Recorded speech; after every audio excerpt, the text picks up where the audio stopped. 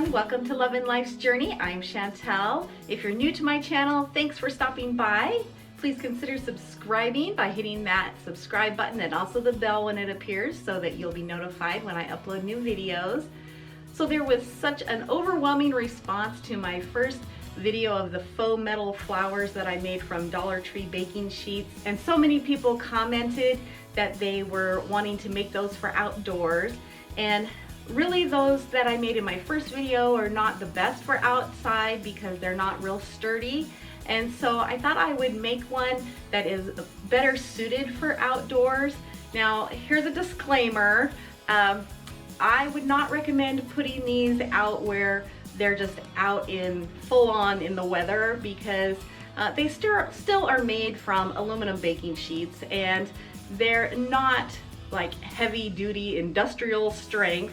So I would recommend putting them somewhere where they are protected a little bit. Like I have mine in my entryway under a covered front porch, and so it's protected more from the weather. But if you have somewhere you'd like to put these outdoors that's protected, this video will show you how to make them so that they should last better. And so this one is the rose, and I have to say this is my favorite of the 3 flowers that I've made so far.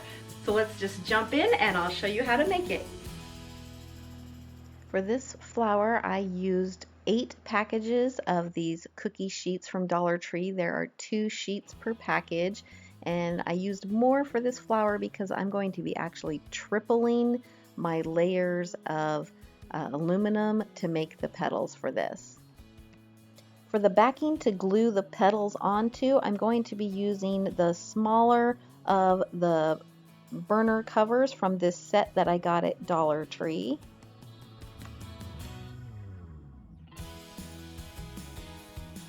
I'll be using this chalk paint from Waverly in the colors of elephant and truffle, and I picked these up at Walmart.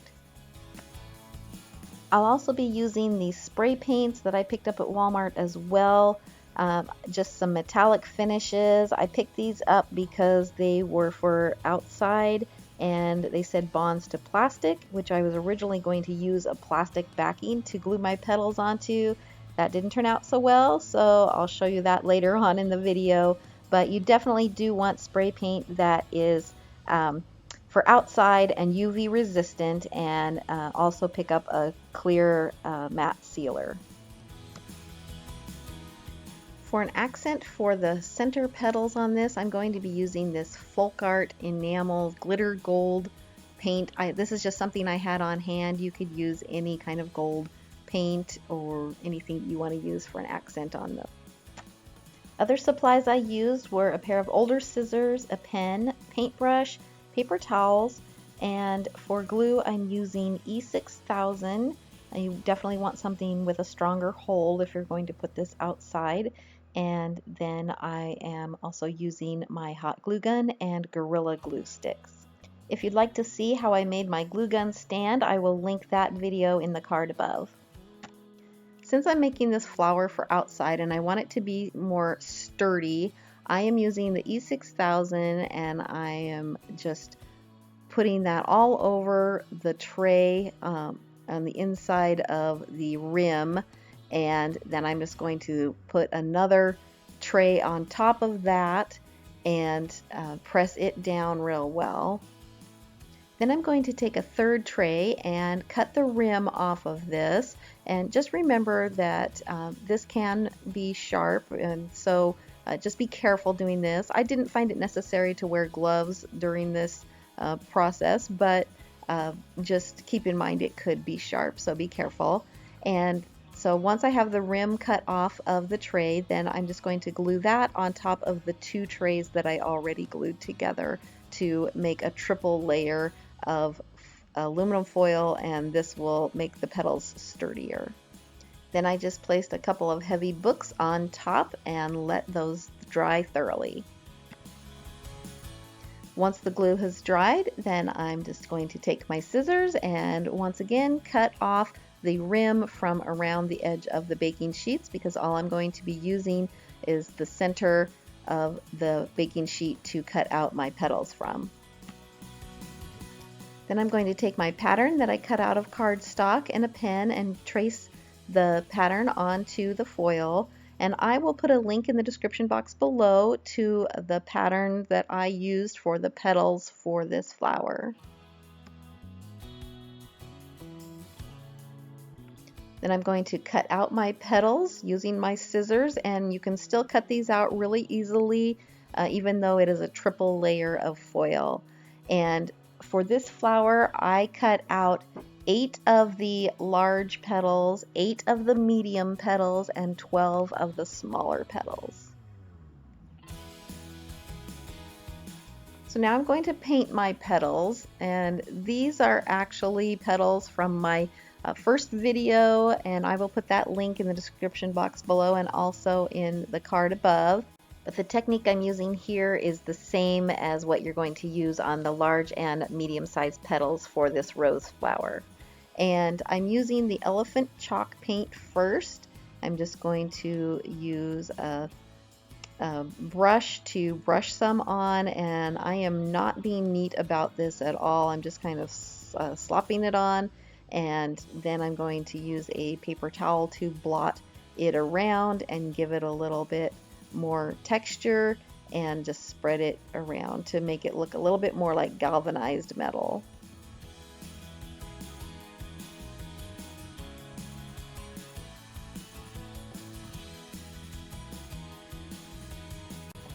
Once that paint is dry, I'm going to take my truffle colored chalk paint and I'm going to use the same brush and just put a little bit on the end, and I'm going to dry brush around the edges of the petal and a little bit just in random places to make it look a little bit more worn and rusty.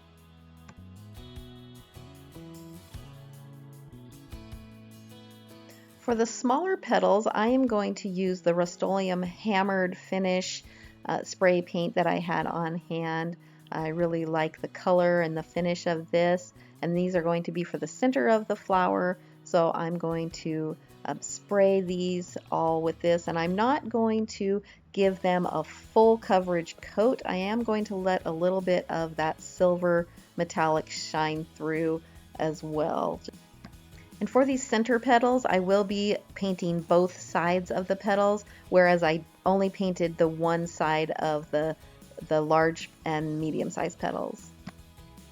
So for the base to glue my flower petals to, I picked up this container from Dollar Tree. It's the 6.38 cup container, and I just wanted to use the lid for it. And that actually didn't turn out so great, and I'll show you why in a minute. But I had cut off the tabs, and then I spray painted it with that spray paint that I picked up that said bonds to plastic. And I had chosen that because I figured the plastic would be waterproof. However, I wanted the spray paint, which is UV resistant, to help protect against the sun. So that was my original thought. However, sometimes things don't work out as you plan, and this was one of them. The paint did not bond to the plastic, and it peeled up, and the flower just totally came off of the plastic lid. And I could have just used the plastic lid without painting it, but then the sun would have made it brittle and it would have broke probably after just one season. So I had to come up with plan B. So this paint, this spray paint that says bonds to plastic, yeah, not in this case. So my plan B, I went back to the Dollar Tree and I found these metal burner covers. It's a set of 2, and they're just metal, and the smaller one in the set is the perfect size for this, so I decided to give this a try. So I did take my silver spray paint and I turned the burner cover upside down so that I wouldn't get any paint on the top surface of it where I will be gluing my petals, and I just spray painted the edges silver so that the white wouldn't be quite as obvious. Once the paint on the smaller petals was dry, I wanted to give them a little bit more of a gold shine, and so I took this gold glitter paint that I had on hand and just decided to give it a try. I wasn't sure about the glitter, but in the end I really kind of liked it, so I decided to go with this. You can use just a regular gold metallic paint, or you could use even just a flat gold colored paint, just whatever you like. Or you can just leave them the way they are with just the spray paint. Then I'm going to take my ruler and a pen, and I'm going to score the large and medium petals and divide them into 3 sections. And the pen doesn't really write very much on this. It just more just scores it and makes a nice line to use for shaping the petals, and this will add more interest to them as well.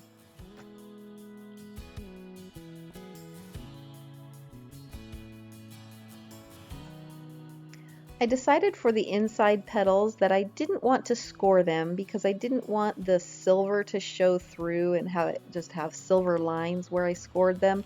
So I'm taking the truffle colored chalk paint and a small paintbrush, and I'm going to just paint the lines on in the same places where I would have scored it, but this will help it stay more of a dark color instead of having the silver show through.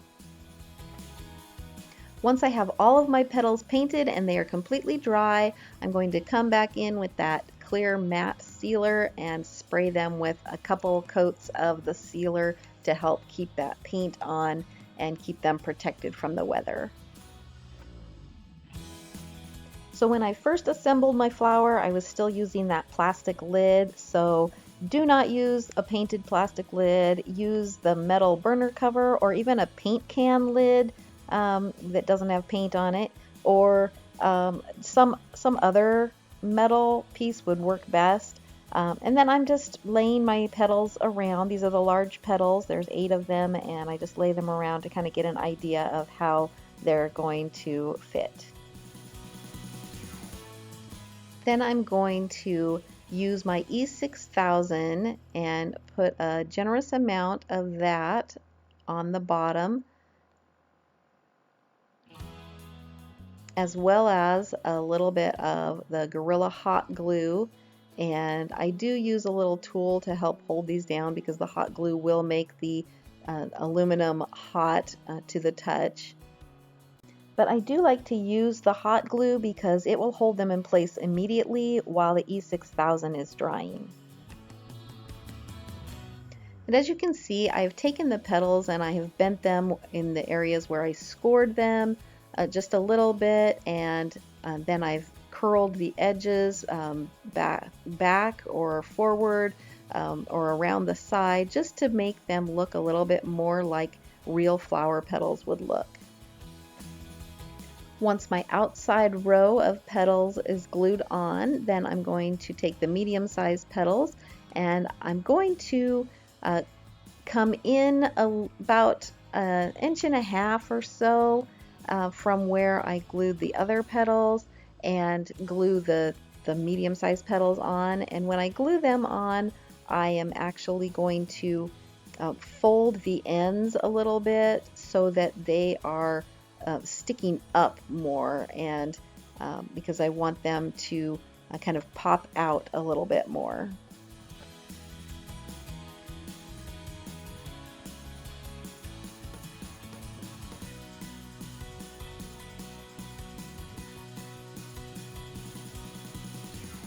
So I had a couple of places while putting this together where the petals didn't come out like totally even or spaced exactly the same, but I would just say don't worry about it because in nature things are always non-symmetrical or not perfect, and that's what part of their beauty is, and so I think it just makes it look more natural. So don't worry about it and just go for it.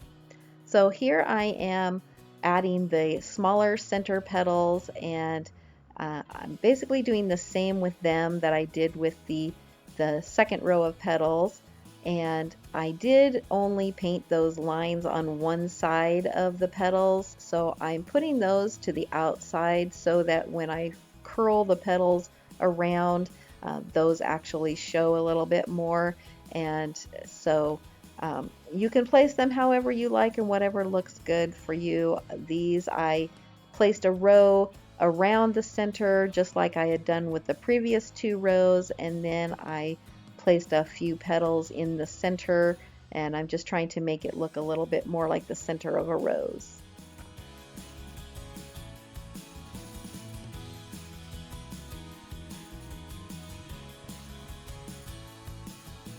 And for the very center, I'm going to take a couple of petals and I'm going to curl them up a little bit more, and so that they're just a little bit tighter, and just fit them down inside just to make it look like that rose is just opening up from the center. So let me show you how I fixed my flower, since I had to take it off, or it sort of fell off that plastic lid. The flower stayed assembled pretty well, so I just added a little bit of hot glue in some places to stabilize it while I was going to glue it to the burner cover. And then I just added a bunch of E6000 and a bunch of hot glue, and then just placed that burner cover right on top and stuck it down to it, and it seems to be holding much better on the burner cover than that plastic lid, so I'm happy about that. But that's how I fixed my little craft fail. And you know, when things don't work out, you just brainstorm and find an alternative, and so I think this is a good solution to my problem. So here is my finished rose flower. I love it. It came out great. It's actually my favorite of the 3 flowers that I've made. And like I said, these are made more for outdoors than my first ones, but I would still recommend putting them in an area that's somewhat protected, like on a covered porch or patio, somewhere that doesn't get quite as much wind, sun, rain. But I'm really happy with how this turned out. If you like this video, please give it a thumbs up, and if you haven't subscribed to my channel yet, please hit that subscribe button and the bell so that you'll be notified when I upload new videos to YouTube. Thanks so much for watching. We'll see you next time, and God bless.